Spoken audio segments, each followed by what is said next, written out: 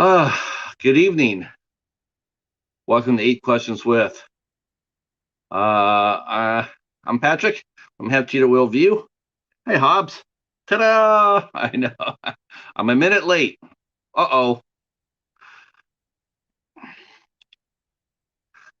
I think there were some shenanigans happening on the figure shelf. My Gundam warrior, he got jumped, I think, because he fell off the shelf.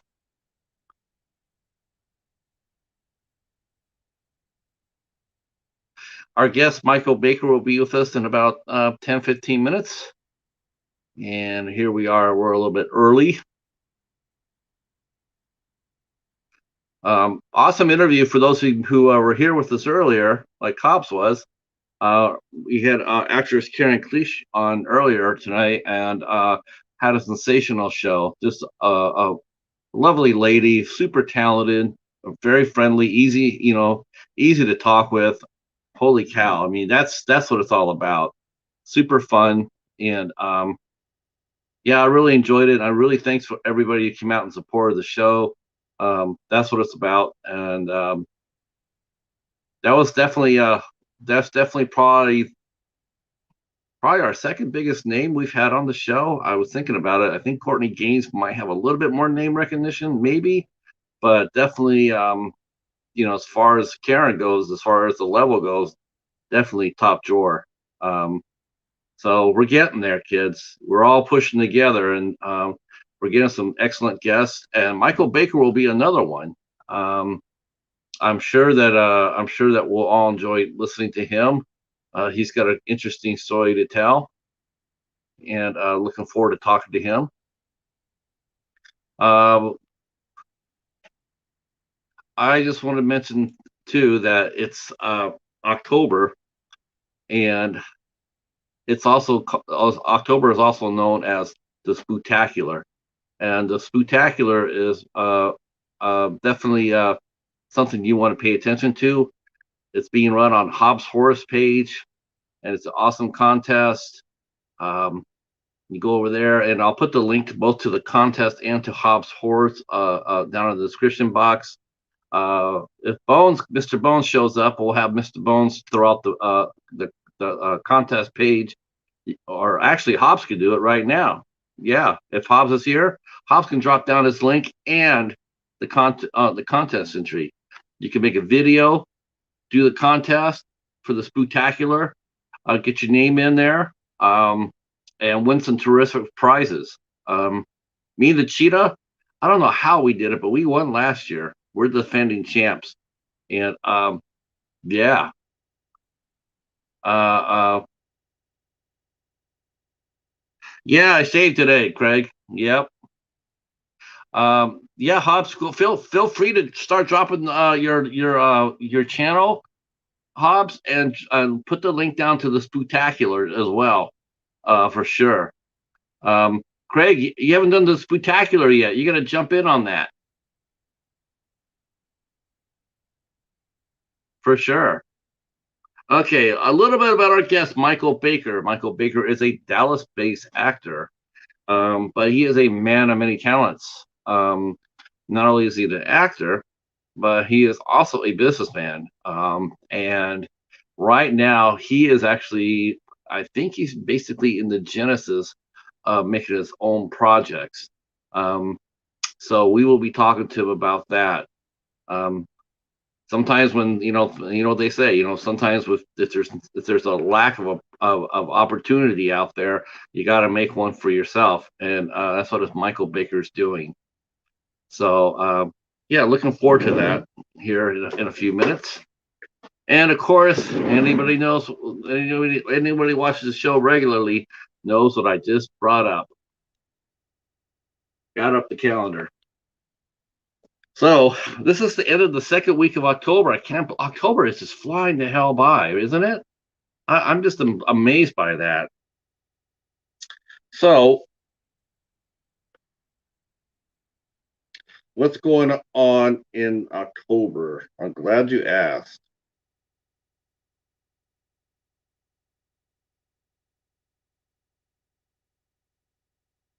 All right.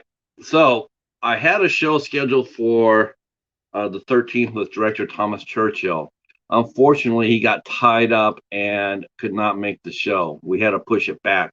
Didn't cancel it, just pushed it back. So Thomas Churchill will be here this Sunday at 6 p.m. 6 p.m. Sunday. Uh, so on the 17th. Hey, Michael, how are you, sir? So we'll be talking to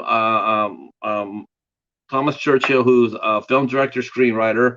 He just completed and put out his second movie of his six movie planned arc of Amityville. He last year he did the Amityville Harvest, of which we interviewed Sadie Katz on the Midnight Hour, and now he is doing the second one called the Amityville Moon, and we'll be talking to the man himself, Thomas J. Churchill, on Sunday the 17th, and and we will be talking to one of the actresses of the film, Augie Duke, on November 2nd. So stay tuned for that. That's coming up. Um, and then next Tuesday, we have actor Dennis Mallon coming in. Then on the 20th, we have actor Josh Gilmore coming in. Josh Gilmore is, he's a very talented young man, and he will actually, he'll be talking about his new projects. He's working for, he's on several projects that I think it's called Passion. I want to say Passion Fest, maybe. It's a new network coming out that is being run by Elon Musk's sister, the guy who owns Tesla. His sister has a network, and Josh has been doing some work for them lately. So we'll be talking to him about what it's like working there. And then next Thursday we have actress Carolina Jeanette. And then on the last week of October, we have Art Week. We have Artist Week, like in artist, like in creative painting and drawing and sketching. And we have Braden Duncan will be here on the 26th. Artfully Blind with Diana will be here on the 27th, and she's sensational. And then of course She Wins will be here on the 28th. This will be their first interview, and we're walking through logistics because we got to make sure that their privacy is protected. I have never done an interview like that before, but I understand it, and that's one of the things that I told them too. Is this, we do the interview, we protect your IDs at all costs. We make sure that we can do that. I'm sure we can. They're not going to show their faces, and that's all right with me. So I'm just more interested in hearing their story than I am necessarily seeing their faces. I respect that, especially in today's world.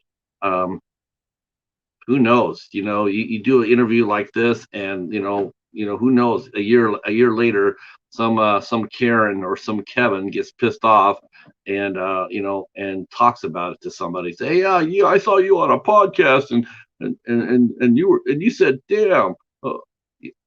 And you know how that goes. Don't want anybody getting into any trouble doing a show here. Okay, that's cool, Hobbs. Yeah, that's cool. Oh my gosh, he's back.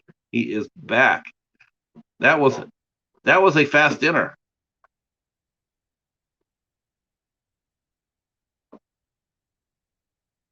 Let's see. I guess I'm gonna be Steven from House of Horrors, the Horror Freak 85 is doing a 400 sub run. Our cool compadre over at the House of Horrors podcast that runs every Saturday from 7 to 9. He is doing a 400 subscriber contest. I will be dropping a link down for that, or if someone wants to drop it down in the channel. It's pretty simple. We got the spectacular going on with Hobbs. Steven's looking for 400. I think I'm going to have to do. I'm going to be a little bit more ambitious. I'm going to do like a 500. Drive for 5, right? Why can't we? I think we could do it. I think we could do. I think we get there. I think we can get to 500. So,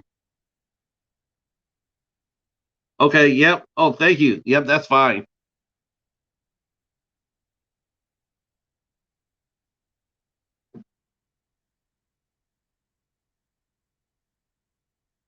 I found out that our friend Doomsday from Doomsday's Crypt, he was going to be interviewing actress Laura Wilson this Sunday. And that what is that again? I have to see where he's doing that.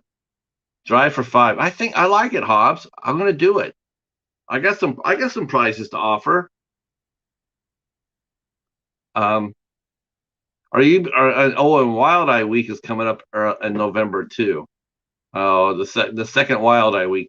There was one earlier this year, and now there's a second Wild Eye Week that's happening. We will put details up when we get them. The House of and the Midnight Hour will be back on the 17th. It'll be here with me. I'm hosting the show this Sunday. I don't know how I got the Hobbs to kick down a Sunday in the Midnight Hour, but I got it, and we're gonna have fun. We're gonna talk about Halloween Kills. That'll be out. That'll be out by Sunday. We'll be talking about the Scream 5 trailer. That's out. That looks to be Scream 5. I got to be honest with you. That looks amazing to me. That Scream 5, I was like watching that, and it looks like, yeah, it looks dope. Looks serious. I didn't see anything light about that. And you know what? That's the problem with the first Scream was it wanted to be a comedy, but it still wanted to be true to a slasher film, and you just can't do that. You got to be one or the other, especially when you're doing something like that, a slasher film. Um, but Scream 5 looks amazing, and all the actors look like they came to play. Um, Neve Campbell looked great. Courtney Cox, David Arquette. Don't know who else is going to be coming back from the original cast. When I watched the trailer, the movie that came to my mind right away, and this is going to be making some of you guys laugh, but the trailer I thought about was Ghostbusters Afterlife. Because Afterlife looks really serious too. It doesn't look like a slapstick comedy like the first two Ghostbusters were. This one looks like it has a little bit of teeth to it. Oh, and here's our guest, Mr. Michael Baker.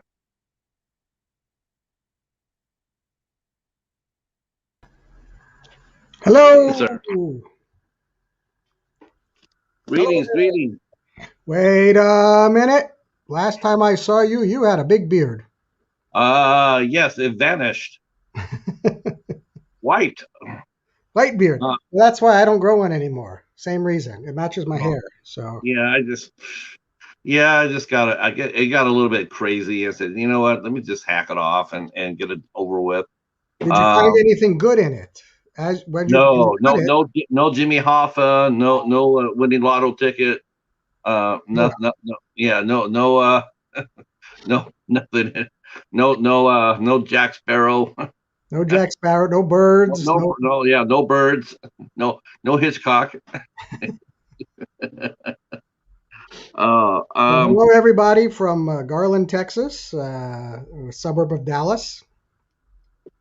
we were just talking about since a lot of the guys in our chat right now they're big horror fans as I am. Hmm. Um, how about you? Are you a horror fan? Do you like good horror? I used to be in my younger days, but for me, they became too over the top, too silly, too bloody. I still like a good scare. There's nothing I like more than a good, tense, thrilling scare. But hack 'em up zombie movies are not my thing anymore. Um, yeah, I like good. I still like all that. But I'm with you. I mean, I like it. I like it smartly done. Um, Yes. I like slow burns too. Slow burns are a lot of fun. Oh yeah. Um, Yeah. Before when you're younger, you just want action. You want to see get him, Jason, and Get 'em Jason faster, goes out there. faster. Yeah. Yeah.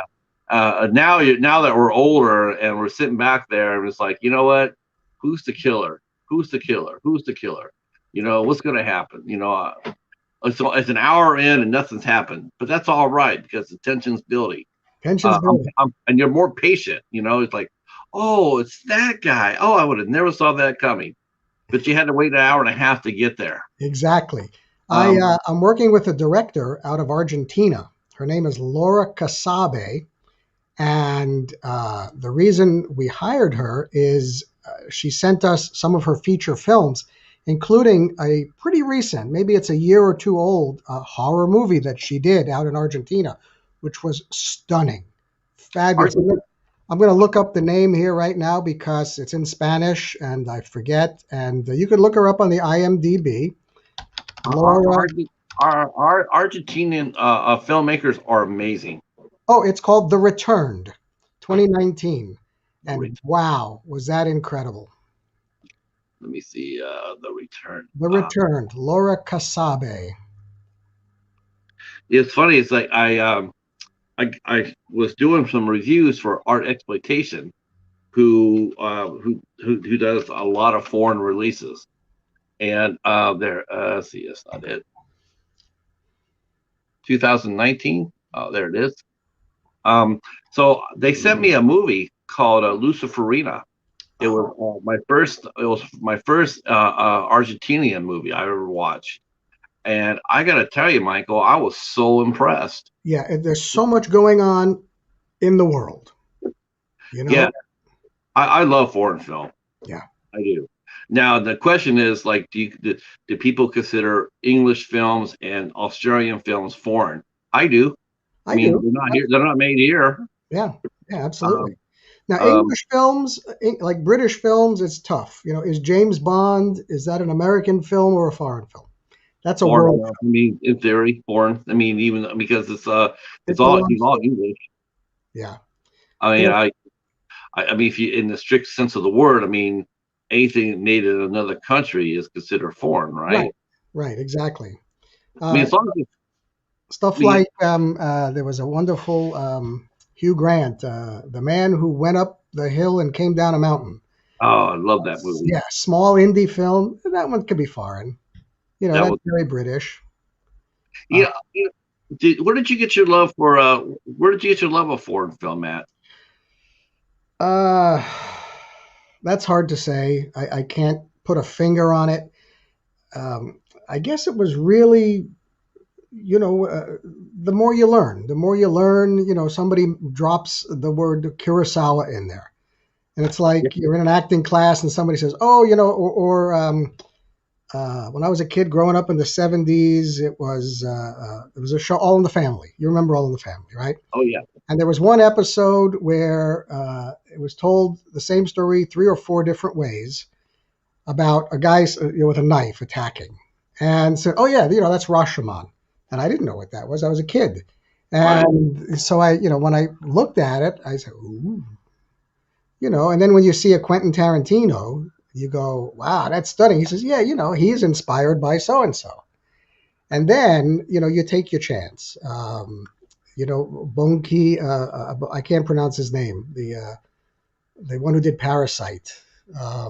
Right, I know who you're talking I can't about. pronounce his name. And, I had to convince my wife to go see it because it had subtitles. And we loved it. Absolutely spectacular. The Oscar was well-deserved. And Mexican films are growing like mad in the U.S. I mean, some of the top directors now are Mexican. Alfonso Cuarón with Roma and Inarritu and the guy with the monsters. I never remember his name. Guillermo del Toro. Thank you, Guillermo del Toro. Yeah, and they're amazing. The stuff they're doing is absolutely amazing. And, I might as well get it over with since we have time together. What's coming out of the Hollywood studios is nothing but Marvel movies, right? And to me, I skip them. Sorry if did I lose half the audience? Sorry. No, they're horror. I mean, as long as you don't say Michael Myers suck, you're good. Right, exactly. No. Allow me to do that one. how wonderful to Jamie Lee Curtis again with the long hair and I know, I have to admit, Jamie Lee Curtis has always looked great with short hair. She is not a long hair girl. what? She is not a long hair girl. She's never looked good long hair. Her hair, as long as it's short, she looks sensational.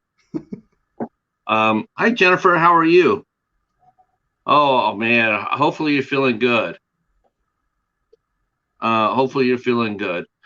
Jennifer is one of our co-hosts along with Hobbs Horror there.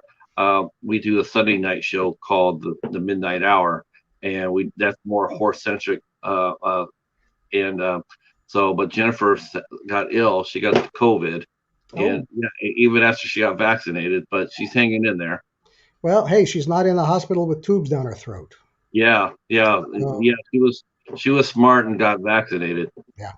Unlike some of the adults that haven't. But that's all. That's enough. Talk about a horror. Talk about a horror film right there. Hey, I'm old enough. I got my booster. Woohoo! Yes. Speaking of Um, horror films, that's my latest film. Is a horror film that I just oh, finished. really? Okay, so let's talk about your latest horror Yeah, film. yeah, yeah. It was called Last Day, and I kind of wrote it as a like a 5-page contest entry, one of these things, which I highly recommend. If you're a aspiring filmmaker, screenwriter, if you're an actor looking to develop some other talents, look for these little contests, 5-page screenwriting contests. Don't expect to win. I don't expect to win. I expect to get a couple of good scripts out of it when I'm done.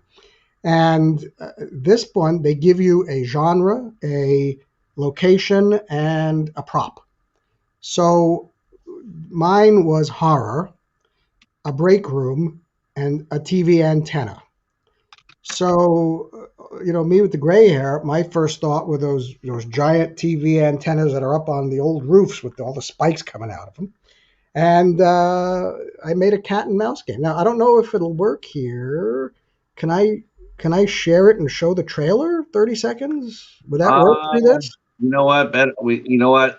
Even though it's yours, I best not because I have too many people. Yeah, I know some people show trailers, but I don't want to take that risk. There's people who actually get movies to review. They Oh, get movies they get movies to review, and that includes showing a trailer. cool. They have done that. They've done around and they showed them trailer of the movie that they got sent to, and they still got strikes.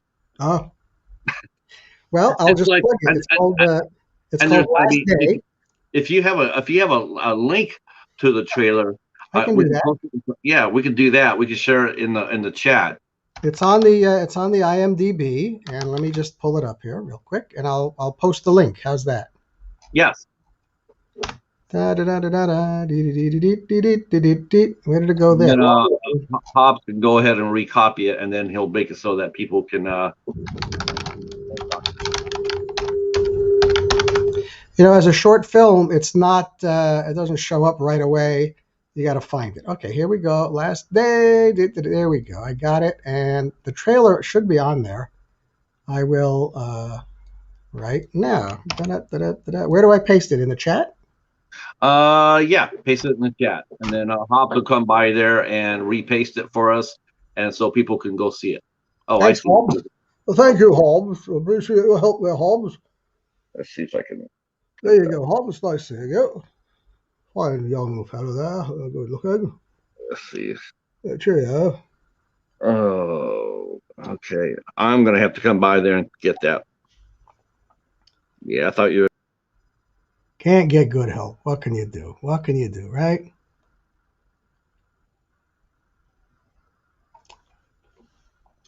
So, in case anybody is still watching, the picture behind me is a real picture I took in American Samoa. I lived there for a year with my wife and 2 young babies, and we taught music at the American Samoa Community College and loved it there. What a gorgeous spot on earth. And we only stayed a year, but we came back, and it hasn't left our memories nearly 30 years later. So, Yeah, I'll come back and I'll post that in the I'll post yeah, later. I'll post the trailer in the description box below. Yeah. Uh, um, So yeah, I mean that yeah, because I just phew, that's one thing. 'Cause I see some people they do show trailers and they show clips and it's just like it's just a real narrow window. Wiki would be one day you're allowed to do it. That's the thing is I've seen people post and next thing you know they get in trouble for it. I got a strike. And it's just like what? I'll just avoid that all altogether. Safer that way. There's plenty of links out there for everything. Uh, so yeah, that's funny you mentioned about the 5-page script writing. They sometimes they have contests. I'm not sure if they have this. I know they have this around the country. This is something you might be able to poke around in Dallas, and that is they have what they call 48 hours, a 48 hour a challenge. Film race. Yeah. Yeah, have you seen that where you make a movie and you cut, edit it, and you literally make a movie in 2 days? And write it. And write Write it. it, Some of them give you write it, only cast it, 24, shoot it, 24 edit it, hours. score it, and present it in 2 days. Yep. Oh, that's amazing. I That's just haven't done one of those. you haven't done one of those yet? Well, I may, but again, I'm a geezer, so I don't like to get up early, and can't stay up much past 10 p.m. these days. So I think just do the acting part. Have there me you go. Right, come in there, do the acting part, and then get out of there. But right. no, there's a lot of filmmakers. I've seen the ones in Cleveland. Cleveland does. I think they're probably the most well known one that I've heard of, and I've seen like 4 or 5 of those movies, and it's just absolutely amazing what they do. They don't sleep. You're No, right. They no, don't. you They can't. don't There's sleep. no sleeping. Yeah, you're going up all through the whole 28, 24, 48 hours. One of Yeah. my friends locally here in Dallas won the Dallas version of the 24-hour, and as such, got to go to Paris and watch it screen at the international finals. So that was Wow, kind of cool. that is cool. Yeah, What a great calling card. it You is. know. Yeah, I mean, here you are. If you got to that, I mean, you got to, you're gonna get some really positive attention. If you can do that in 24 hours on a budget, what could you do with maybe $500,000 and 15 days worth of shooting? Let's find out, shall we? I mean, what a great opportunity. it's amazing to do it. The creativity is just outstanding. And there's a thing out there also along with this. It's called a 1 minute film challenge, and the idea is to make a movie as long as you need to shoot it and edit and write it, but the final cut has to be 60 seconds. And Yeah. what kind of a story can you tell in 60 seconds? And you'd think, oh, that's impossible, right? I saw one of the greatest short films. I loved it. It was a 30-second. He calls them PSAs, but they are fully composed and staged and whatnot. If you look it up, it's called "Say No to Drift Walking," and it was shown at a festival where we had two of my films playing, and I just loved it. It was hysterical. 30 seconds. It got right to the point. Bang! Everyone laughed and loved it. "Say No to Drift Walking." I'll put it in the chat. I just want to say welcome to Chattanooga Ed, Fred, and Larry D. Thank you guys for showing up, and thank you for coming in, Ed. This is awesome. Like to always see new faces. If you like, go ahead and hit the sub button so you can find out when I do this next. I do this 3 times a week. Actually, I'll be doing it 4 times a week next week. I had the show I was supposed to do on Wednesday. I had to get pushed back to Sunday because the director, as we're talking behind the scenes movie making, he's editing one of his latest movies. So he's how that goes, hell bet for leather. So the editing process it's a very demanding mistress. It does not like to share. The So editor, the editing, editor is God. yes, yes. So he's back there, and I think it sounds like he's doing his own editing job on this. So, but but I had to move him back till Sunday. So next week I do have 4 shows again. Um, so let's go back to the beginning. I mean, your story as far as where you've gotten is interesting. I mean, you and I were talking pre-show, and um, you have done a lot of things in your life. I have. I've lived long enough. That's the nice thing. and I still have plenty to do. Yes. So that's the exciting part. I keep reinventing and finding new things. My, if you want to start college age, right? Let's go back pre-college. My main interest in high school was anthropology and archaeology. I got so turned on to it, and I would read everything I can, and saw the Egypt exhibit at the Metropolitan Museum of Art, and just said, "Wow, old stuff. This is cool." And cultural anthropology, the idea like Hopi Indians and with the Kachina dolls, and I still remember all this stuff, and I was so fascinated, and that was what I wanted to do with my life. And got to university and started falling asleep during the lectures. So I said, well, I better do something else. And turns out I was fluent in music, so I changed my major to music. I was a percussionist, drummer. Got my degrees in music, did a lot of musical stuff and a lot of gigs, a couple of orchestras I played with, and met my wife along the way, and decided that I needed to start a case factory, soft cases. If anybody out there is a percussionist, they know about a marimba. It's this giant xylophone type instrument, huge. And I had no way to carry one around. So in my little car. So I saw the trumpet players had gig bags, and I said, why can't I make gig bags for my marimba? Well, nobody was doing such a thing. It was a crazy idea. So I learned how. I bought a couple sewing machines and learned how to do this, and eventually grew that into a very large bag factory. We called it soft bags, and we made duffel bags and backpacks, and ski bags and pouches. Started selling promotional items to conventions. Corporate stores would buy these things with embroidery. So we made a nice living at it for many years. Started having babies, got bored with it, sold it, decided to come to Dallas to go back to grad school, get music degrees, and thought we would be teaching college music. I would run an orchestra, my wife would run a choir. Turns out that didn't happen. Taught for a couple years in the public schools, realized I loved teaching, but I hated kids. It's a joke. It's a joke. Just a joke. Just a joke. No, I didn't like the whole public school teaching thing. She stayed on, but I started going into computers. Got a job learning how to program. And within a few years, became fluent at it. Started my own company. And there was a need, identified the need. Nobody else was doing it, started writing it, and 17 years later, sold it for a gob load of money. And now I make movies. So, that's and I'm just beginning. I have no idea what the next chapter is or the one after that, because that's my history. There's always a next chapter and there's always one after that. And why not? Who Yeah, cares? why not? I mean, it is going to be. I mean, 'cause, you said that we were talking about older actors. And it's funny because earlier today we were talking to an actress named Karen Cleach, and she was talking about how it was hard for her to find. It's a little harder for women in Hollywood to find roles. The older you get, it seems like the harder it is. And she mentioned it was more punishing for women than men, and but I think it sort of covers both, actually. I mean, I don't know, to me it's like it shouldn't be that way. Maybe it shouldn't be. I mean, there's plenty of work out there for anybody, but it's just getting a chance to get seen. Well, I mean, that's the hard part. That's really and truly the hard part.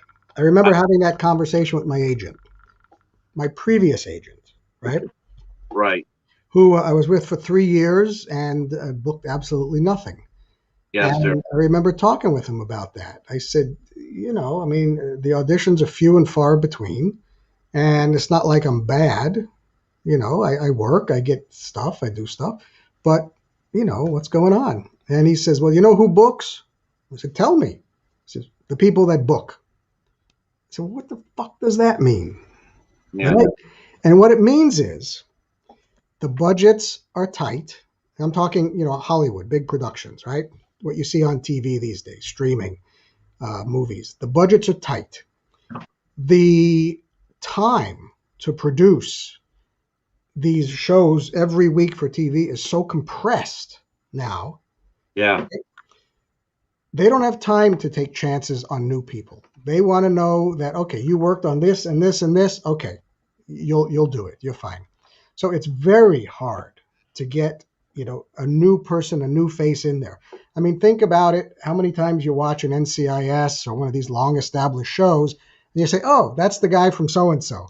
Oh, he was the Right. bad guy on this show. Oh, he was the bad guy on this one, right? Yeah. And, one of our favorite new shows, well, just wrapped, was Evil. It's on Paramount Plus. Yeah. Michael Emerson, right? So Yeah. Michael Emerson's fabulous actor. I think he won an Emmy first on Lost, and then he went right into Person of Interest, and then right into this Evil. And he's done stage, and he's done a whole bunch of other stuff. And He did Saw too. He did Saw too. oh, that's right, that's right. He was in Saw. That's Yeah. right. Speaking of horror movies, and yeah, so here's a guy who works now. Speaking of horror movies, let's talk Bruce Campbell, right? Yeah. Evil Dead. That's where he made his name for himself, and he's having a hard time breaking past that. Yeah. He was on, what was it, Burn Notice. He was excellent in that, wasn't It was he? great. I loved him on that show. Actually, I'll tell you, of all the things I watched Bruce Campbell in, that was my favorite. Yeah, Yeah, it I really didn't is. know him from the others. I had to go back and watch the others. But there's a guy who's kind of stuck in that environment. It's like, no, I'm really good. Put me in other things, And he had to go back. They did a remake or Evil Dead Continued, and he does conferences. You're And right. He can't. He's basically typecast, yeah. and he can't seem to break out of it, which is a shame because they made a real good run at that. I mean, he's an older actor, Mhm. but he attempted to reinvent himself as an action adventure hero, and I thought it worked. I I agree. thought that once because he had done other things too. He had done Hercules and of course Xenia, of course. And the thing is, a lot of people say, yeah, well, he wouldn't be working if as long as Sam Raimi's alive, he'll find work. And and quite honestly, that's really a very disrespectful. Yes. Because he's better than that. And he doesn't have to depend on. He shouldn't have to depend on Sam Raimi for a job. I mean, he's proven himself that he can. He doesn't have anything to prove. No. His track record's solid, and you're right about the compression of the series. I mean, we have gone from American programming, which in the old days before hour-long programming, they used to be all half-hour shows, Yeah. and they used to show those. A season back in the '50s and early '60s were as many as 39 weeks a year. 39 episodes a season. That's right. Yeah, 39. And you're practically working your whole damn year. 12-hour And days for those guys. No residuals back then. no, One of my friends was amazing. He rediscovered the Munsters. Remember the Munsters? yeah, they're Herman remaking. Munster and Lillian and Grandpa. He rediscovered the monkeys. The Munsters. One of my young friends, and he was shocked to learn that they did 70 episodes in 2 seasons. And I said, "That's how it was back then. Yeah, That's how it was. Today, and you're lucky if you get 13. You're lucky if you get 13." yeah, it's like the British have come. Now we're being programmed. Our shows are being programmed like the English. Hmm. The English have been running series. That's what they call their seasons. They've been running series like this for years. Yeah, See, 6 episodes, 4 episodes, episodes. Yeah, Doctor Sherlock Holmes with Benedict Cumberbatch. three, Three, three. three movies. Yeah, three. Each one So was fabulous. it makes it really hard for you, right? It makes it really hard for actors, to get on, get into a project. I mean, here we have a lot more programming than ever before. I mean, streaming has opened it up so much, but at the same time, it's like that might be good if you just want to if you want to do an episodic, you want to do guest starring, maybe that works for you. But if you're trying to get a role, if you're trying to get a steady role, you're right. It's absolutely hard as hell to get in there. And your paycheck is only for 10 episodes or 12 weeks or whatever it is. And that's difficult, for the actors. Those guys don't make a fortune of money on these streaming shows, not in the first 2 seasons. No, Yep. and then especially for Amazon and Netflix themselves, you notice that a lot of times, like after the third or the fourth season, they end it. Yeah. Even though there's no reason why for them to do so, they do. Like this will be our last season. It's just like, God Almighty, you just got done making 3 years, 30 episodes. That wouldn't even be a season on network TV. Right, back in the day.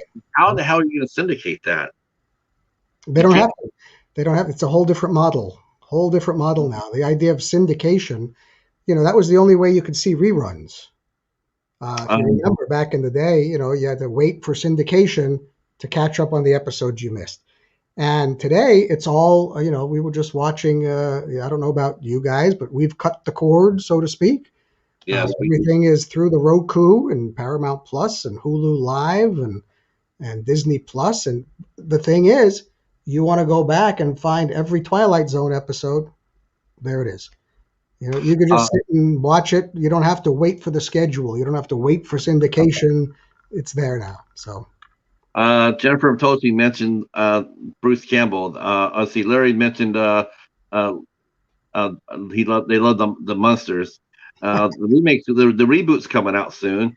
yes, it Jennifer, is. yep. Jennifer mentioned the Hawaiian shirt wearing Master made Burn notice. Yes, yeah, Sam Axel definitely was the heart of the show. Yeah. Ed mentioned reality TV really hurt good TV shows. Yeah, that helped put a nail in the network coffin too. Okay. Well, remember why? Remember why we got reality TV? Yeah, writers. It was the writer's strike. Yeah, Remember that? And they had to cut the seasons of a lot of these scripted shows, and they still had to fill the airtime. And they came up with all of these crap reality shows, and that really destroyed TV, in my opinion. yeah. It Um, really did. I mean, when Survivor came out, that was probably like the super first. I think that was the first one that really I think it broke. was, yeah. Um, and which is which is it's and yeah, and then they started following it.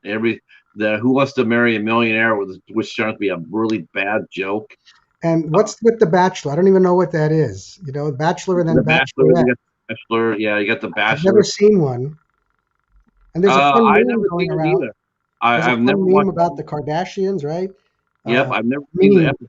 Congratulations on 20 seasons, and I'm proud to have never seen one of them. That's me. So, hey, but I will. I'm gonna give a guilty pleasure here. My daughter is in fashion, and she turned us on to Project Runway. We like that. uh, For a you few know, years, we watched that. it's funny too when you see some of these reality shows, which is sort of funny. It's like a lot of these shows they are really scripted, Yeah. and they really are. I mean, a lot of them, they'll sit there, the Housewives of Beverly Hills or whatnot.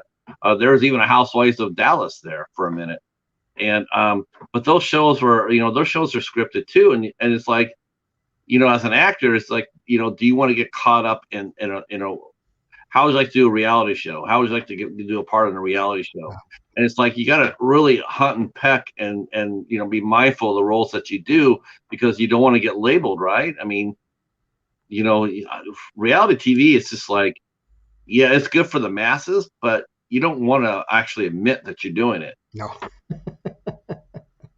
Um, yeah, Jennifer mentioned she's dreading the day they do that to Cobra Kai. Well, the good thing with Cobra Kai and a good thing for some of these streaming shows is that a lot of the studios that like in this case I think it's Sony for Cobra Kai, they still can market it and sell it at home. They can still sell it to brick and mortar stores. Right. Where a lot of the Netflix, if it's a Netflix produced show, you'll never see it outside of Netflix. You won't see it. Chances are you probably won't see it. You won't be able to buy it off of you won't be able to go to the store and pick it up, and like we usually do. Yeah. Yeah, reality TV. I agree with you, and as a working actor, even now there's still a lot of reality TV, and I think people have said that the networks, as we know them, that's probably what's going to end up happening. They're going to push all the scripted shows off to the streaming services, and they're going to just make the regular network TVs. They're going to just make them reality shows and game shows, and you're already starting to see that. Yeah. And if the folks out there listening and watching, uh, so many of the better shows, Mayor of Easttown, Who watched Mayor of Easttown? I was glued to that thing for all 7 episodes, and I forget which network it was on. Was it Netflix or Prime? That was Apple. Was it Apple? I don't remember. Kate Winslet and Jean Smart, who's like one of the best actresses on the planet these days. I mean, you couldn't put that on network TV. I mentioned Evil before, right? Evil started out on CBS as a network show. And I was shocked. How could they put this on network TV? This was amazing. And then second season, they said we're moving to Paramount Plus, and Robert King, who's the creator of that one, he says we have a lot more freedom now. We can say fuck, on that. So they would go back. They shot 12 of the 13 episodes for network before they knew that they were going to be moving. So they went back and ADR'd a lot of the, Oh, knowing that it was going to be on it. But, the things you can do on a streaming platform dramatically without the restraints of network TV, without the restraints of having to be in a 5-act format, without the, restraints of having to put, 2 minutes, 2.5 minutes of commercial breaks here, is outstanding what you can do, and the actors are flooding to that. That's the new normal, is to have your stuff on a streaming. That's what you want. do you think this is a possibility? And if so, I mean, because you're always looking for work, and like I mentioned, how I do think that we'll see less and less network shows, and they'll go more and more into game shows and reality shows. But because most of the older people will be, they don't do streaming, or they're on budgets they can't afford to do, because basically streaming by now is basically cable all over again. Everything is completely, you want to watch Hulu, you got to pay $6 for that. You want to watch Disney bundled, that's another $20, and next thing you know, you're right back to where you were when you cut the cable. Yeah. But as far as opportunities go for older actors, do you see the networks maybe like shifting their audience and making it so that network TV will be aimed toward an older audience, because it's trending toward that? I mean, you look at the ratings. The ratings are a joke. I mean, I don't even know why they even do ratings anymore. When a top 20 film, when a top 20 show, like I saw this week. 4 million. Yeah. NCIS had a 3.1 rating, and I'm going like, that would even get you a pilot episode, right. 10 years ago, 10, 20 years ago.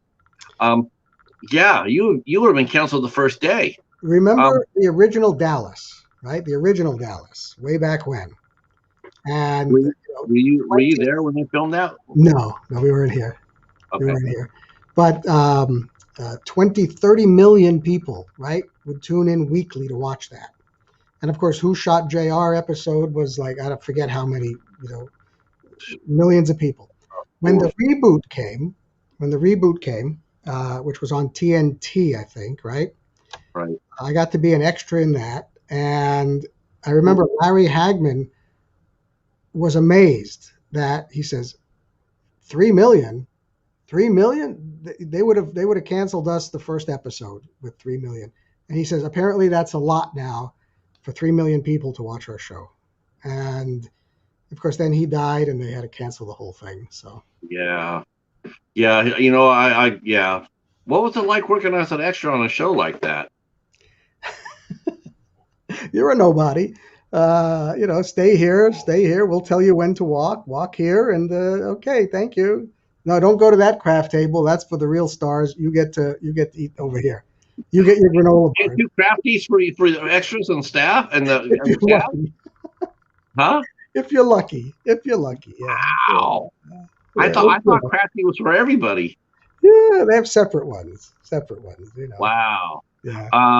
Now, did you actually make it? Did you see yourself on the show? My car made it. Yeah. Your car made it. Does your car have credit? Does it have a movie database page? But hey, we got to pay the insurance that month, so that was good. Oh, okay. What does an extra make? What kind of money does it make? Without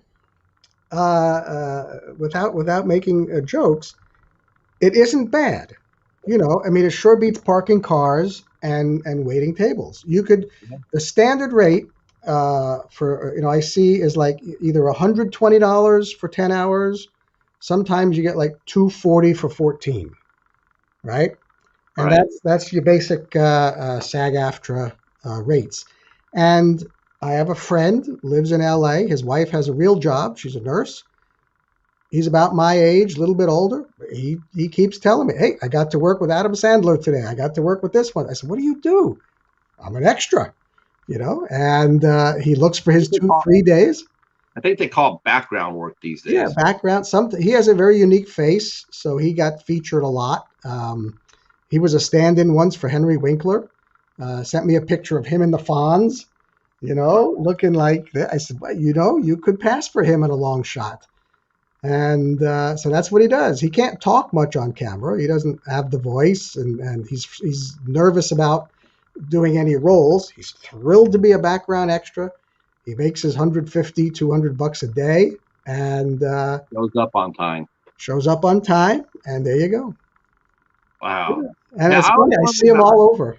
Yeah, you wonder about that because, it's like how I mean, because I know a lot of people, I know a lot of actors they'll do that. They'll go ahead and they'll start doing background work.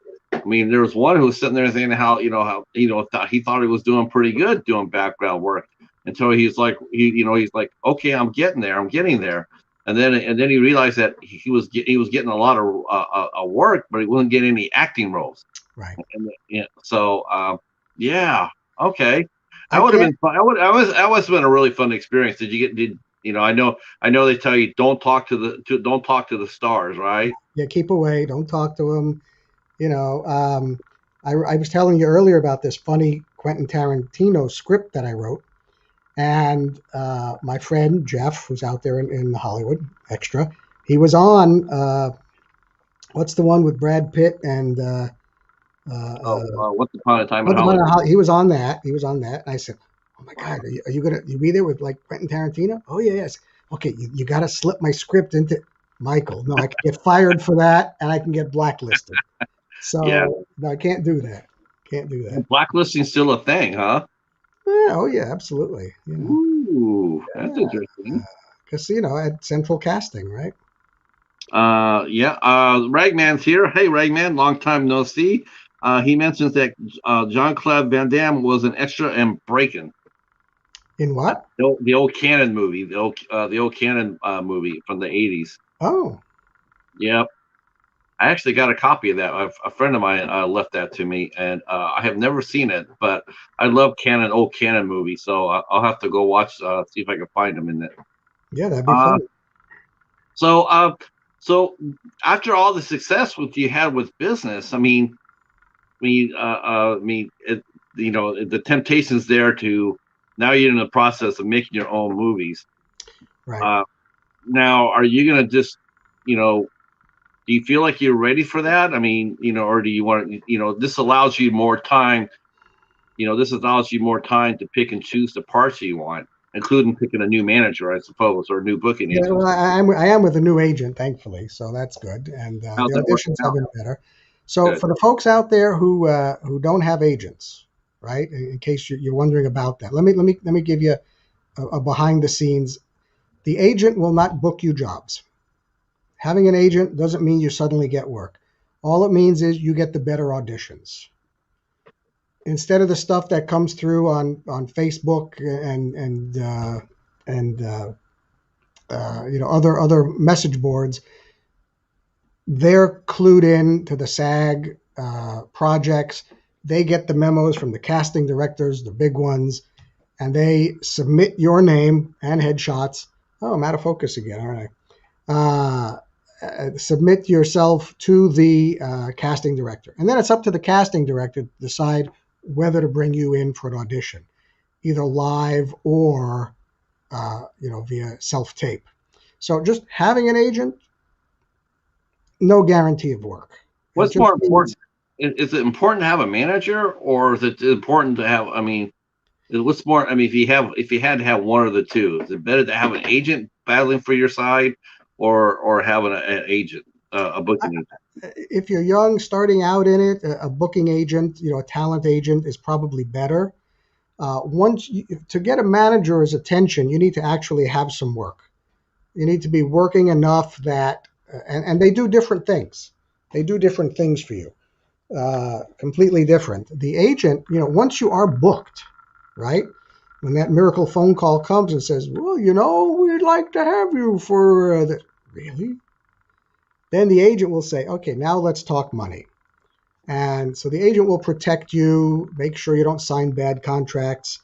One of the things that she always stresses is you book something on your own, do not sign anything until you let me see it first.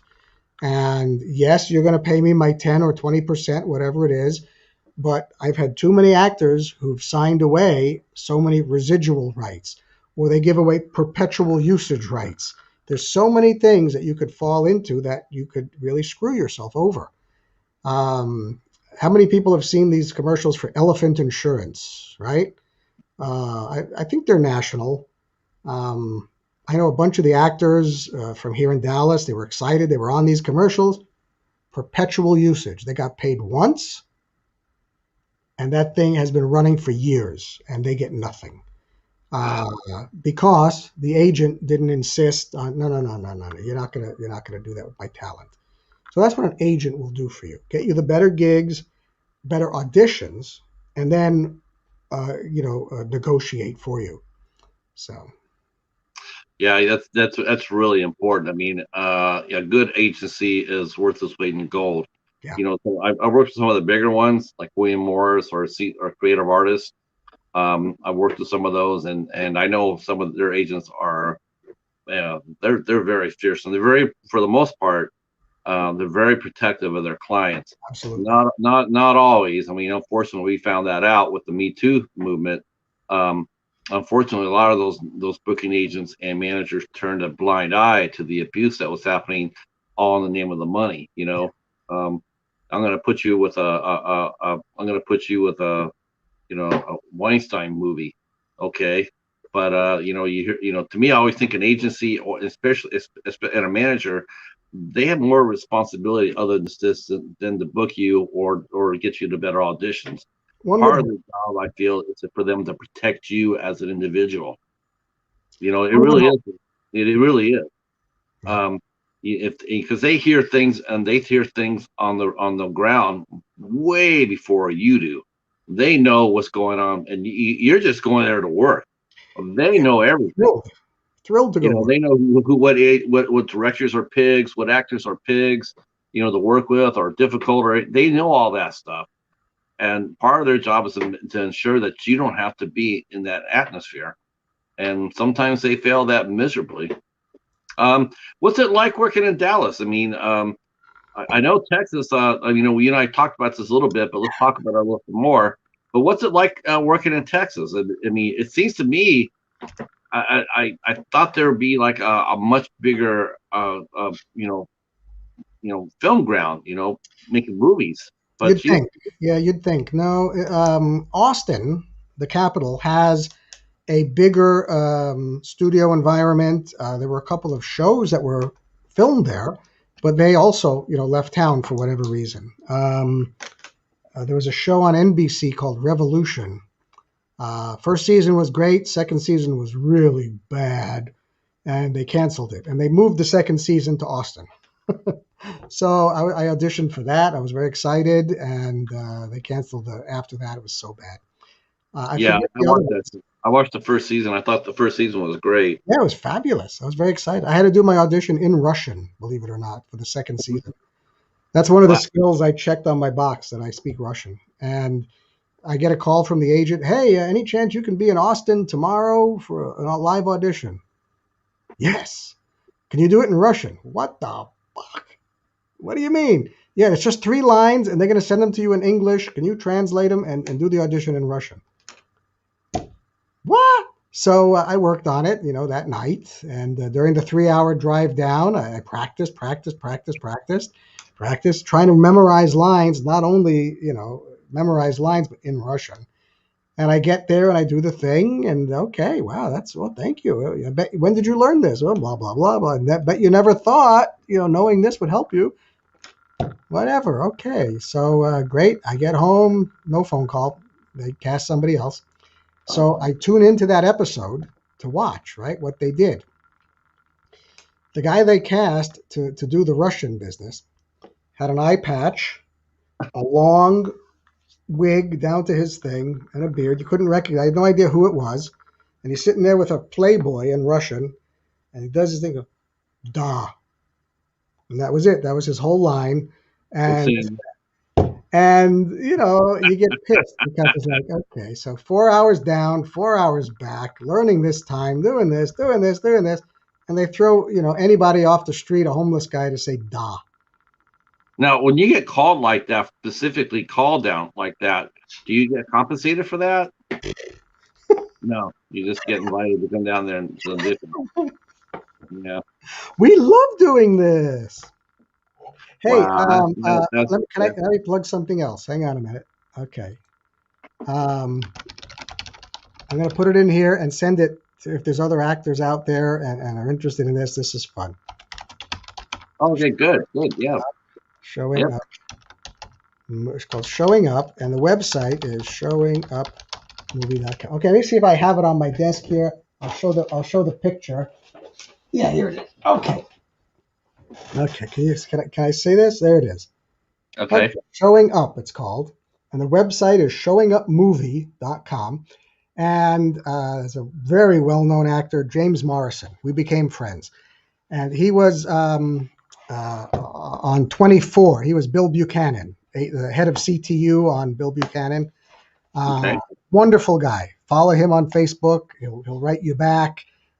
Terrific guy, right? Well, he put together this documentary interviewing. Let's see, here it is. Is that better? Can you see that? I got Yep. glare. Showing Yep. Up. Yep. Showing up. Showing Up. A conversation about the audition and some famous actors. I mean, you'll recognize pretty much everybody on that list. And it's about 8 to 10 years old now, so it's fun seeing them younger, right? Right. Talking about all their experiences doing auditions. And it's hilarious. These are people who, if I were to cast them in the movie, I would ask their permission if they would like to be in the movie. Never mind, well, send me a tape, right? Show up for the audition. And it's their experiences, and it's wonderful, wonderful, wonderful. Thank So you, Ed. not only do we, us nobodies, have to go through this, famous people have to go through this too. I want to say thank you to Ed for coming out and supporting us today. And be careful at work, and we will see you for the next one. Yeah, that is interesting. I mean, yeah, the audition process.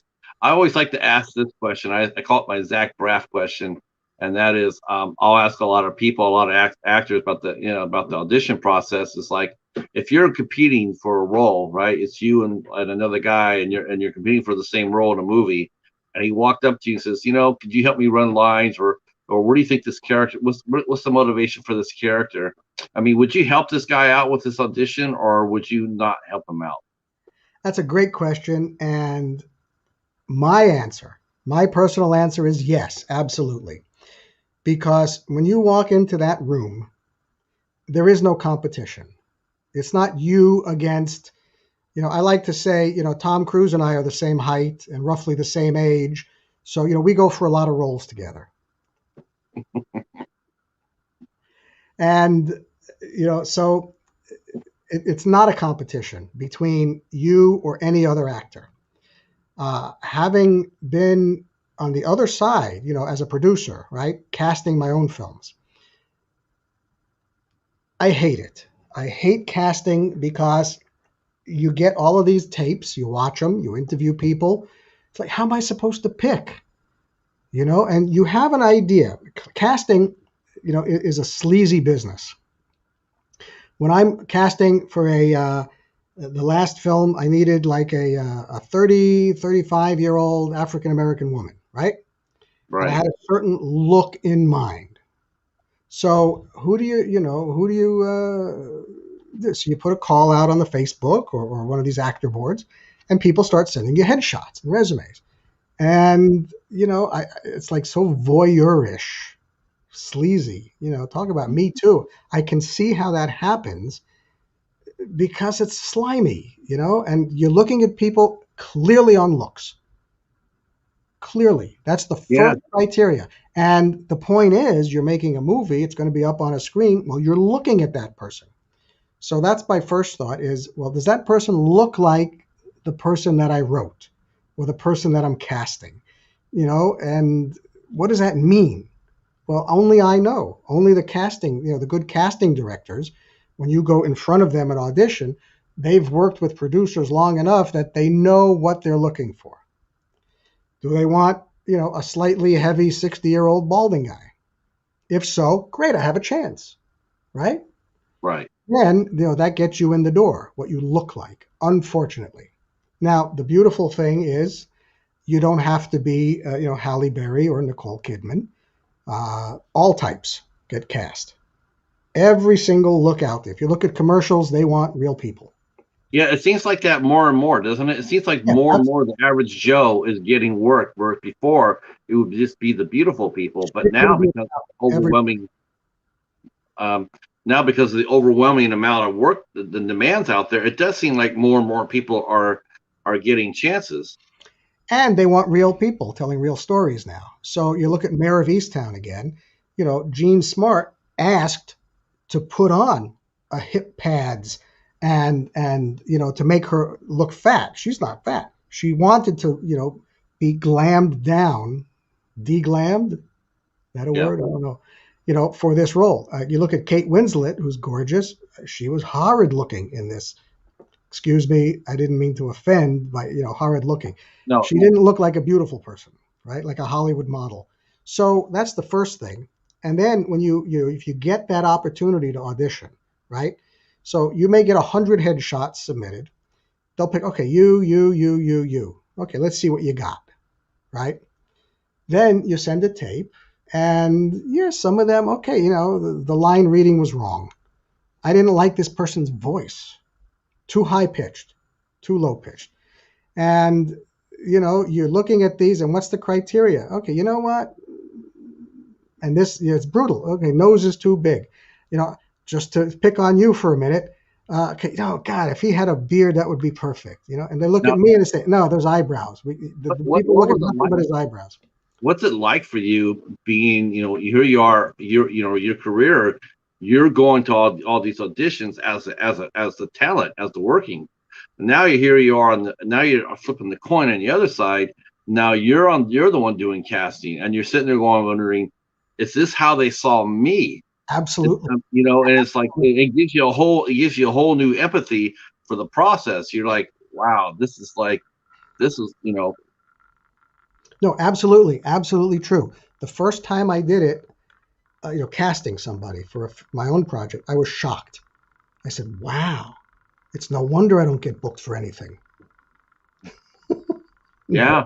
I mean, And it's absolutely. I could, it's yeah. I could see that. I could it really changed. see. It changed my opinion, though.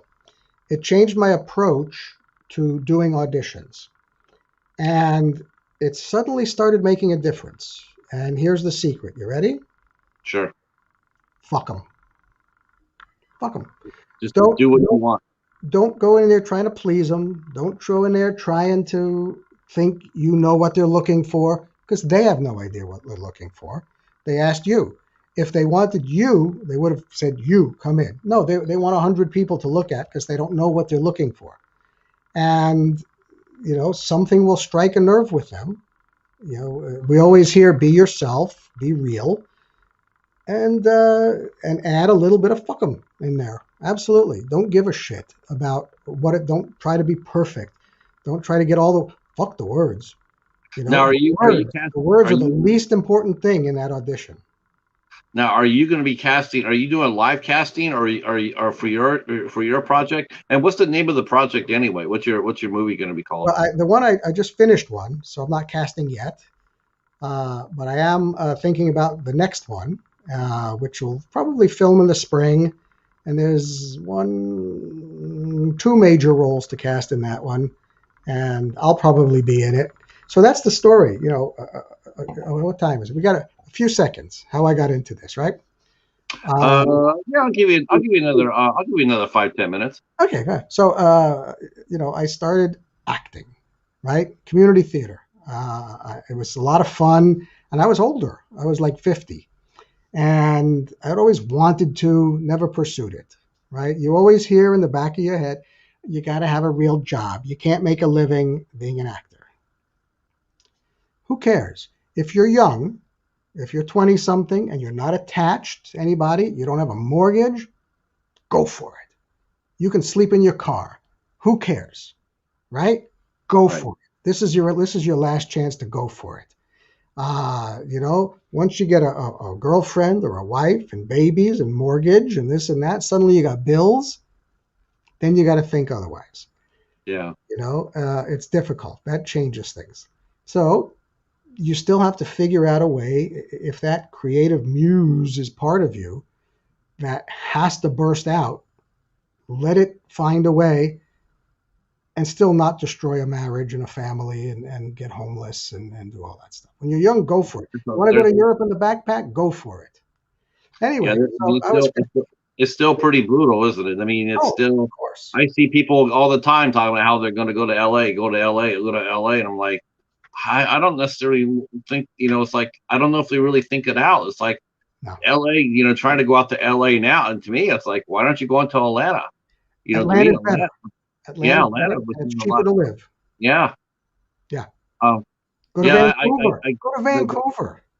Vancouver, yeah, Yeah. Go to Toronto. There's so much going on in Toronto. Now, Toronto's an expensive city, though. So yeah, anyway, so I was 50 years old, and I kind of worked my way into this community theater, and I had so much fun. I had so much fun. And I said, how do I do more of these? So, look on the Dallas Community Theater boards. Okay. So I auditioned for another one. I got in. They gave me a part. I got to be in the play. I was so excited. How do I do another one? And then a friend said, oh, I got this commercial audition coming up next week. Commercials? Yeah, how do you do commercials?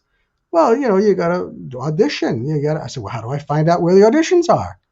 Well, right, there's a mailing list and this, but ultimately you need an agent. Okay, well, how do I get an agent? right, yeah, So, yeah, I submitted, well, you need headshots. Okay, I call a photographer, make me some pictures. So you submit. Next thing I know, I'm talking to an agent, and she starts submitting me on things, and I started getting these gigs. I said, this is fun. I want more. I want more. I like this. And I did a class, right? And these little workshops, if you see workshops out there, paid workshops from casting directors, take one. Absolutely invest the money in one. Because even though they're giving you feedback, well, you get feedback from these casting directors, which you ordinarily they would never give you. They'd watch your tape and either throw it away or send it on. You never hear back. So if you get a chance to go in front of these people and get feedback, that's valuable. I wouldn't do it more than once or twice because essentially they're paid auditions. right. You're paying them to audition in front of them, but it's worth it. So I got feedback from one of these guys, and I said, this is wonderful. You don't get feedback normally. How could I get more feedback so I can improve? They said, well, you need to go to an on-camera acting class. And I said, gee, I've never been to one. How do I do that? So I looked up one in town, and it was very interesting. I said, oh, okay, this is a good way to practice. And you get reamed up the ass continually by your teacher and telling you, God, that sucked. Okay, do it again here. What the hell was that? What is wrong with you? And until you get past your own ego and start becoming a real person again, because we all put on the actor voice when the time Yeah, comes, yeah, and this and that. I noticed people in the class were bringing in their own material, short scenes that they wrote. I said, oh, do you encourage that? Yes, of course. Okay, so I started writing, bringing them in, and people liked them. So I said, oh, this is encouraging. Maybe I should write more. And then one guy said, oh, I just finished my third episode on YouTube of this web thing that I'm doing. So I said, well, how can I do like videos like that? So right. I want to make a movie with some of these scripts that I wrote. And that's when the magic happened. The guy says, "Well, do you know how to use a camera?" I said, "Well, I know which end to point at the people. That's about it. Everything I do with a camera turns out to be home movies." And they said, "Well, in that case, you need to like hire a person that knows what they're doing." So I met with a guy and I said, "I got all these scripts. I want to make a movie. What do I do?" And lo and behold, I did the first one and people liked it. And that's when I realized, you know what? Nobody is going to rush to put you in their movies. So make your own damn movies. Now, yeah, you mentioned that. So let me ask you a question about that. So, I think you're smart in doing short films. I do. I'm a firm believer that any director or worth their worth their talent is smart enough to do short films. You got to learn the process. I mean, anybody that comes out there slugging away, the first thing I'm going to make is a feature film. That really rarely ever works. I've seen so many movies from someone who has no background or limited background, or maybe they're taught, maybe they go to college, but they come out and they try to do a full length feature, and it crashes and burns because it's just so much work, and they're not ready for it. I mean, they're not. You have to build yourself up. It's like an You got to athlete. learn. You Got to can't just learn. get out there and run 26 miles. You gotta train up to that. And the same thing with filmmaking, I feel, is like, in order to become a full-fledged feature filmmaker, you got to do short films. You got to go through the whole process, improve your craft, improve everything about it. Mhm. But you're in a very unique position that, like, you don't necessarily have to worry about financing. I mean, you could go out there and you could do your own thing without being beholden to anybody. But you're doing it the right way, and that is you're doing it through short films, and you're keeping your budget down to a minimum. Yes. Um, so, how many short films have you actually completed that you produced yourself? Four right now that I've produced, and I've written them. I've written all four. I produced all four, and I starred in three of them. Three. And one of them that I wrote, I realized when I wrote it, I didn't have a part for me in it.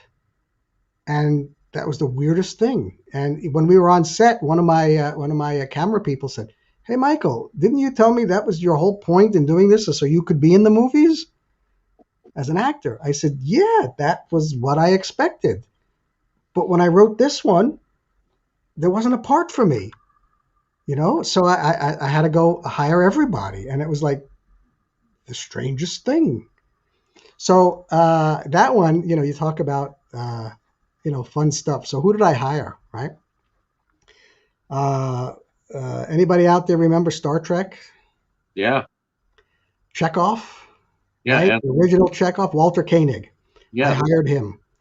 I was looking for somebody 82-ish, 80-ish, 82-ish, and I started looking through IMDb, this and that. I wrote to Michael Caine's agent. He said no.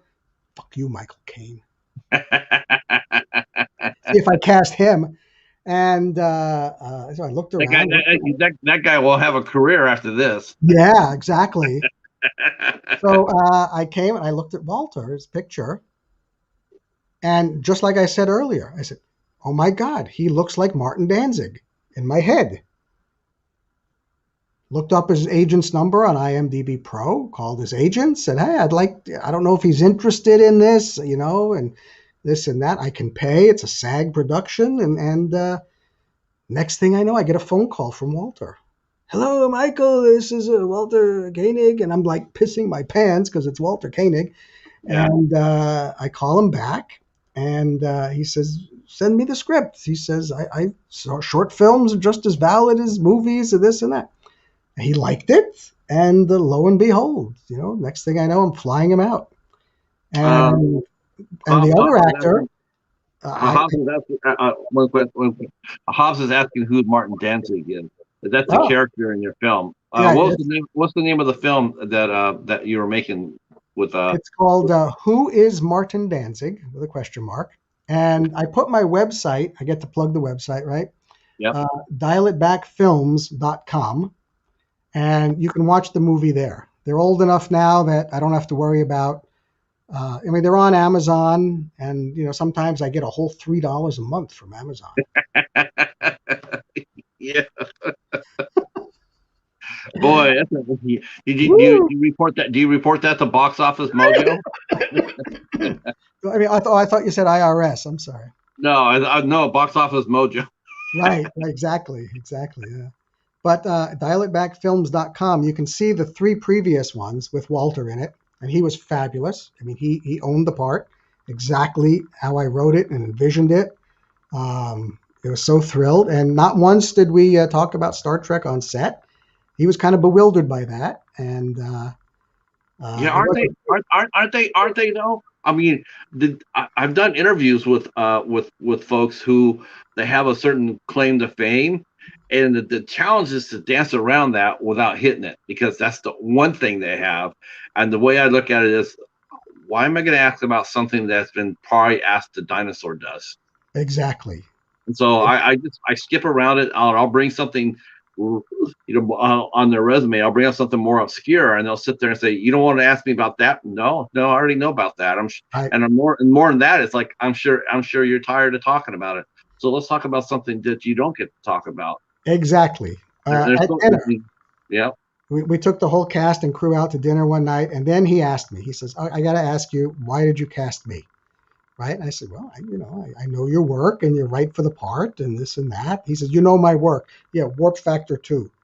And I said, "Come on, no, you've done more than that in your life." yeah, yeah. So he had some great stories, and he talked about the time he met Marlon Brando. He was at his house, and it was really kind of fun. I said, "Wow, this is cool stuff." So the second actor we hired for that movie was a guy named Kevin Page. Now, his name isn't a household name, which is too bad because this was a guy who was a recurring character on Seinfeld, right?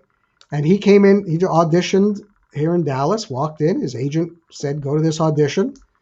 He came in and just blew me away. And I grabbed his resume. I said, "Seinfeld? You were in Seinfeld?"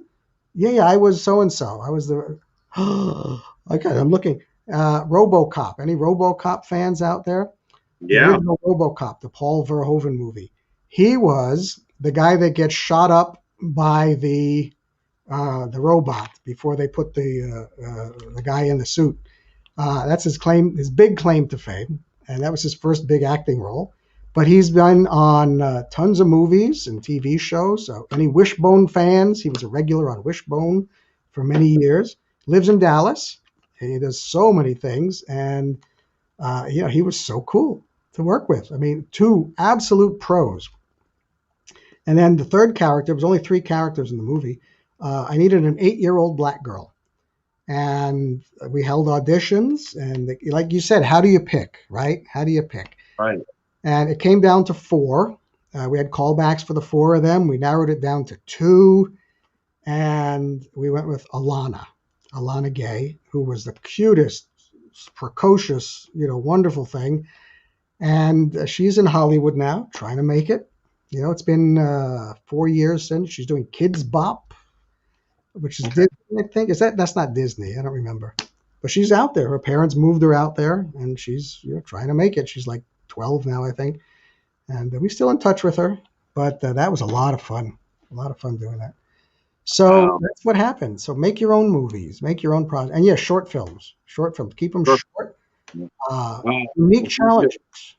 Do you feel like after the next one you shoot in the spring, do you feel after 5 shorts, you feel like you're gonna take a run at a feature? I have one in process, and it's something I wrote about 3 or 4 years ago now. Feature film based on a true story that drove me to tears. I was sitting in my car listening to the radio, and this story came on, and I couldn't leave. I mean, I was bawling, all right, from this story on the radio. Went into my office. First thing I did was download that MP3 from NPR so I could have it. And then I started researching. And I was just shocked at this, that nobody knew about this, right? Right. And I researched. It takes place in Mexico.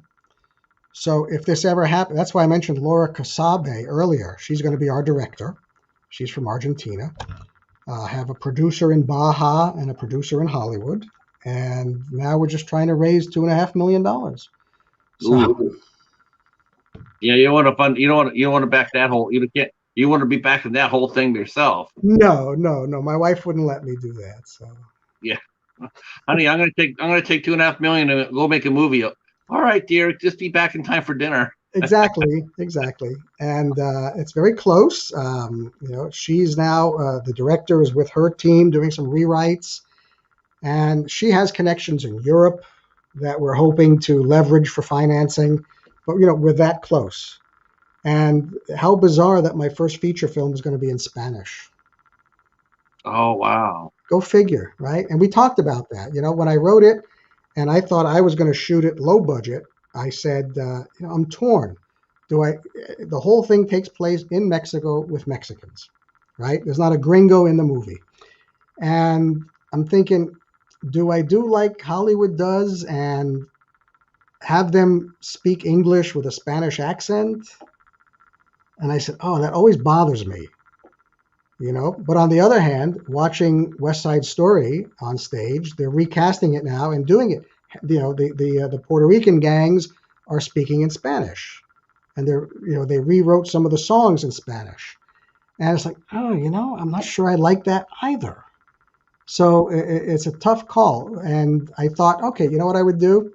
I'd film it in both, find actors that were bilingual, and do one release in English and then one release in Spanish with subtitles because, thinking marketing, right? Yeah, you got to. The Spanish language market is almost as big as the English language market worldwide. If you're going to sell Uh, this movie worldwide, the Spanish language box office is almost as big as the English. yeah. Yeah. I think it's a smart play. Hop's got a question for you. I think we're. Can you talk about your work on popcorn and chocolate? Thank you. That was one of my favorites. Um, that is not based on a true story. That was completely made up, totally fiction. And uh, the reason I wrote that one was for a specific goal. I'm going to plug the Louisiana Film Prize in as few words as possible. You can go to prizefest.com. That's the website. And these people I met when I made my first movie, they said, you should go film this in Shreveport and enter it in this Louisiana Film Prize. Okay. I love it. I've been there every year since, and I like it. But anyway, that first year I went, I had a comedy. They only take 20 films. That's it, 20 short films. And there was a $50,000 cash prize at the end of it. That's a lot of money. They're the only ones that do this in the country, in the world, I think. That big a cash prize for short films. Anyway, the one that won that year was called Man from Mars. And it's what I called a feel-good weeper, right? Makes you feel good about the story and you're crying because it's heartwarming at the same time. And I was so pumped on the drive home, 3 hours from Shreveport to Dallas. I said, my next movie's got to be a feel-good weeper. I got to come up with a feel-good weeper story. And it took a while to write it, lots of rewrites, always rewriting. And then I came up with the popcorn and chocolate story and, tweak. That was an interesting bit of casting too, to find that girl. But yeah, it was very successful. That one's been, of the four that I produced, that's probably my biggest hit. I must have gotten $6 from Amazon for that one. No, box that one. office, box office records. You know what the hell happened to Amazon? Amazon used to be a place where indie filmmakers could go and actually make a couple of dollars off their movie. I mean, make some decent money. Yeah, not anymore. And all of a sudden it's just like instead of like, okay, look, you got, you would think that it's like we're going to grow together. You stay with us, you give us your movies, we're going to grow together. The bigger we get, the more we're going to be able to pay out. Now, maybe the standard of the movie might go up a little bit, and I can understand that because I've seen some short films on Amazon Prime. Yeah, I really wouldn't have, just they submitted it to it and they took it because they needed content. I get that, so I can understand if they want to be just a little bit more picky. But you would think that once they grew, they would have taken a lot of these filmmakers with them, like believe in them. Like, okay, you come up with us, give us your movies. We're going to go ahead and show them. We're going to highlight them, and then we're going to, then we keep sending us your projects. And you think, if you really think about it, they could have homegrown pretty much all their production talent. Yes. They could have done that instead of paying $200 million for that Zack Snyder shit fest that they put out in Vegas. Yeah. They paid $200 million for some bullshit, terrible ass movie, and it's like, wow, if you just you didn't have to do that. If you would have invested in directors such as yourself and producers such as yourself, you could have just. It's almost like Project Greenlight on a massive scale. Exactly. And they had the opportunity. They can afford it. They got so many talented people that are just put it out there, and somebody said, you know what, kid, let's talk. And, that's the way I look at short films, is that they're very expensive business cards, and you got to have a business card. An actor has to have a demo reel. You got to have headshots. If you're going to be an actor, producer, writer, / all these hyphenates, you got to have a business card. You have to have something to say, well, I know what I'm doing, and this is what I've done before. Yeah, I just, but there you go. Okay, look, we're gonna go ahead and Michael Baker's made us this great movie, Popcorn and Chocolate. Let's keep an eye on him. Let's turn around. Let's see what he's doing next. Let's see, maybe we give him some seed money. Let's see him to give him some seed money. Let's see if we can do that. Let's see what he can do with that. And then when he formed Amazon Studios, then you could turn right around and say, you know what, we're doing some series. Can you come down and produce and direct a couple of episodes? Something like that. And you had your own homegrown, and yet they didn't. It's almost like, well, we needed you then, but fuck you now. And that's really what it is. That's how I see Amazon, because back when they were trying to do this, they needed anything to get their hands on. Yeah. Anything more than 5 minutes, they were grabbing and throwing on Amazon Prime. Go ahead and watch this for free or whatever. But now all of a sudden, because now they're so huge, now they feel they don't need that, and so now they don't have to. Now an average filmmaker, I wouldn't put your movie on Amazon Prime for nothing. I wouldn't go there for zero. Well, they don't even it's not worth it. It's not worth it for the visibility, because you're not getting anything. Nope, you're not getting anything. And if you're sitting there bored and just clicking through, right? And you're thinking, okay, well, why should I pay $4 to rent this? I don't even know who this guy is, If a recommendation comes through, when it was free, okay, I'll sit there for 15 minutes and invest in who cares, But if you don't know what you're looking at, who's going to rent it for $2.99 or $3, whatever it is? So, but thank you, Hobbs. Thank you, appreciate that. Oh, yep. Yeah. That's one of my faves. Yeah, that's Amazon. That's just frustrates me, because it was a perfect playing field to develop new talent, and you had an golden opportunity, and they just dropped the ball completely. I mean, a lot of the shit they put out now is just exactly that. And Amazon Prime, they don't put out really. I don't know. There's nothing really out there that I really am interested in. And I don't like the idea of how they just turn around and just screwed everybody. Before you would make. Like, if your movie made it for like 15 minutes, what was it? Like, if your movie made it past the first 15 minutes, you would get like $20-$30, and then after that, more. Now you make literally pennies, and now they have to watch at least half the movie in order for that to actually kick in. It's ridiculous. Yeah, it's absolutely ridiculous. And what are you going to do? Go to Vimeo. Go to Vimeo. I guess Vimeo's the next. It's the next evolution, right? I mean, I reviewed a lot of my short films there. Of course, then hopefully you get it picked up by. There's actually one on YouTube here that I really like a lot. Amaletto, that's really good. Yes, yeah. I've seen that. I've seen Amaletto.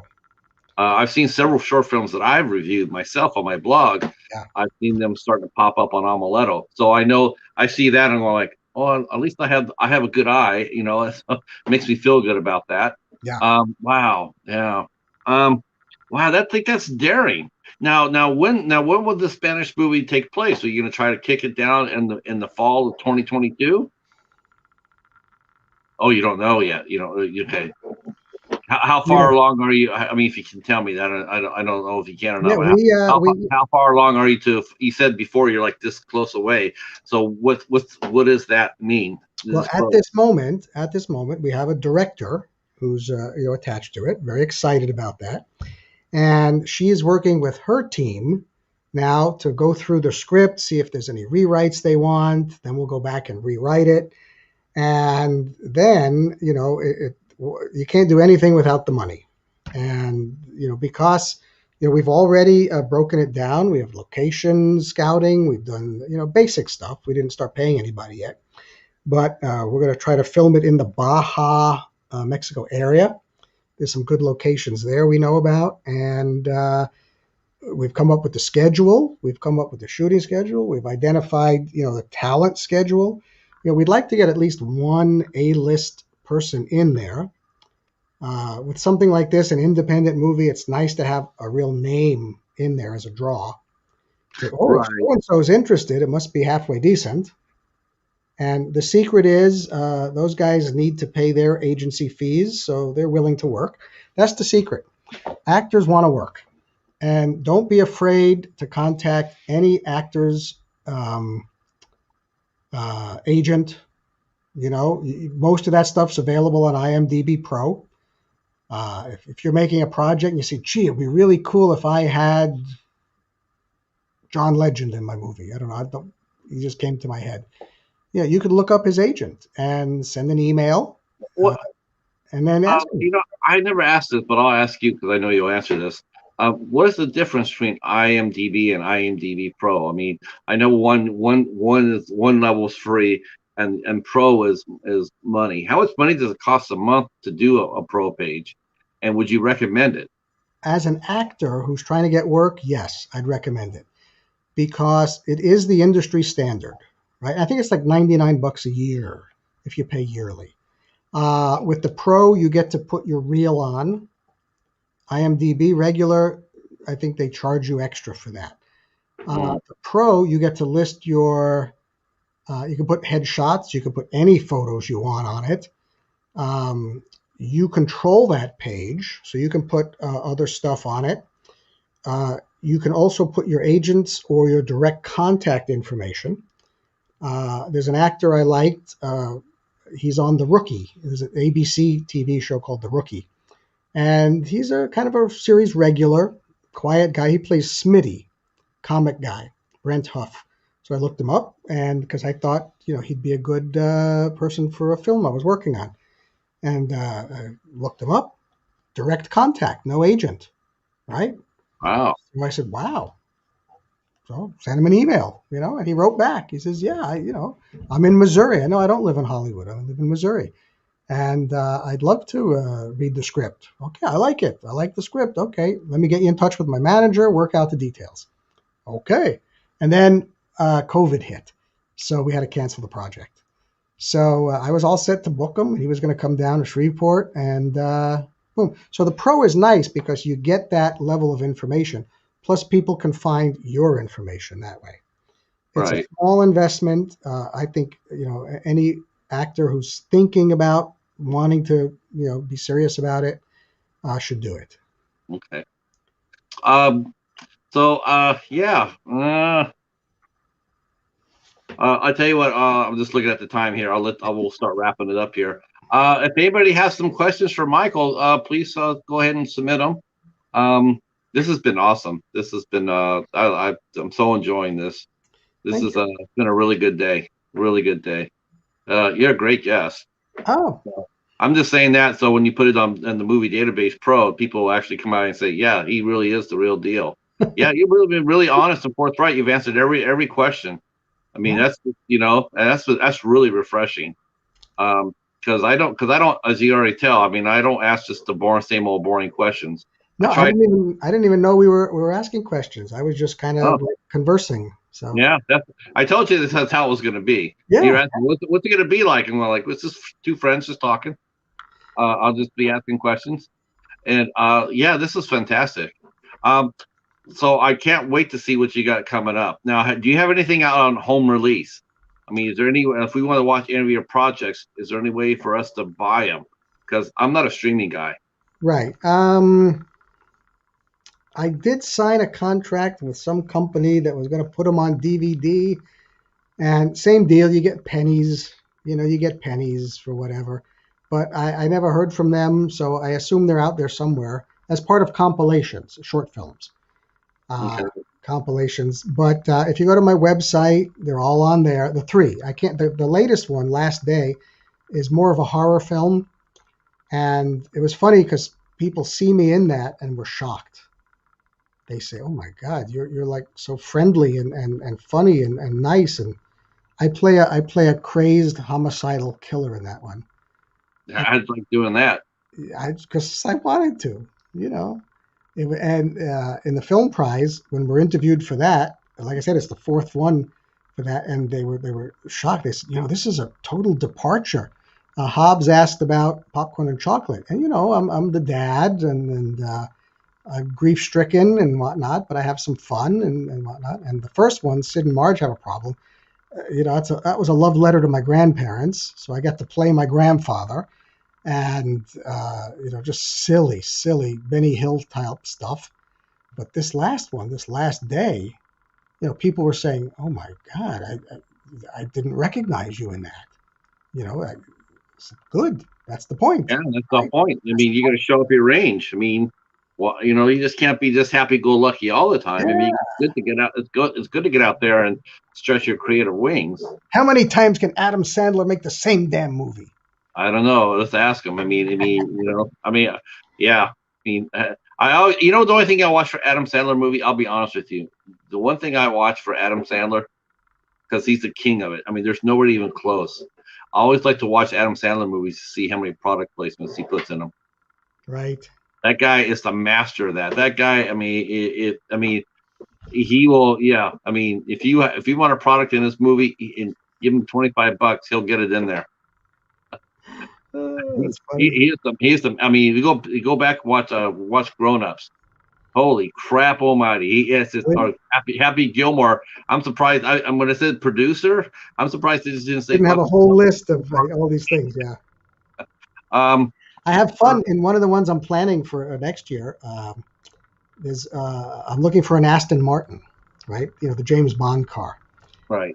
because we reference it. And when I said, "Well, can't you use a Jaguar?" I said, "No, that's not the James Bond car. I want the James Bond car." So it's been fun. You're trying to do that. I call the dealers, and there's no dealers in Louisiana. And the guy in Dallas says, "Yeah, no, I'm not sending $250,000 car just on the highway so you can put it in a movie. Sorry." So you keep looking, and I found some people here in Dallas. Told them what we're doing. The guy says, "Yeah, that sounds interesting. I may make a weekend of it and come out there. You want to be in the movie?" So Yeah, maybe 11. go around or use all your local resources. I mean, there's car collecting clubs all over the place. That's where I found, yeah, the Okay. Aston Martin Owners Club or something like that. Wow. Well, I want Okay, to thank you so much, Michael. I definitely want to have you come back for sure. that'd be fun. Uh, I mean, we'll have you come back for sure. I really enjoyed this tremendously. I'm glad you agreed to do the show. Um, yeah. Thank you everybody in the chat for coming up and hanging out. I hope you guys all enjoyed it too. Before I go, because I got to do this, I don't think you saw this, but I'll show it now because these guys already know what's coming up, but you don't. I But don't. I always have to talk about the calendar. So you have a calendar. Oh, Yeah. So I have to tell everybody what's coming up. So this Sunday on the 17th, we'll be talking to director Thomas J. Churchill. He directed his new movie just came out. The Amityville Moon is out. This is a second of a 6-film planned series. wow. This is what I was told. Amityville movies. We'll get that from Thomas himself. I hope I'm not right. I hope I'm not wrong, but I'm just going with what I was told. He did the Amityville Harvest last year, and which we liked. And then on the 19th, we have Dennis Mallon will be here at 8 o'clock. On the 20th, we have Josh Gilmer will be here. Actor Josh Gilmer will be here at 8 o'clock. And then we have actress Carolina Jonette will be here with us on the 21st at 8 o'clock. And then on the last week of the month, we have Artist Week. We are inviting 3 very talented artists to come onto the show. We have Braden Duncan from the Seattle area. She'll be here at 8 o'clock, Portland area. I think Portland, maybe. On the 27th, we have Artfully Blind with Diana. Diana is a legally blind artist, and her talent is amazing. It blows my mind. It means honestly, I've seen sighted artists, and she beats them. She's wonderfully talented. Um, on the 28th, we have our very own She Wines will be here on the 8 o'clock, and they're also very very talented. And of course, the 17th at 10 o'clock will be back here for the midnight hour. We'll be hosting. We have special guest Project Ellsworth will be sitting in with us. Maybe Rick will come up and sit up with us. I'm going to be inviting Rick to come up and sit up with us. Maybe he'll show us some new spuds. He breeds bull terriers. Remember the old Spud McKenzie commercials? Yeah, that's what he does. He has all this. He has spuds. So we'll be talking to. Maybe he'll come up and hang out with us. And thank you guys again for all supporting the show. And we will see you on Sunday night at 6 p.m. All right. And yes, I will be putting up my 31 Days of Halloween. I know I'm like 2 days behind. All right. Until the next one. Peace. Bye bye. Stay right where you're at, Michael.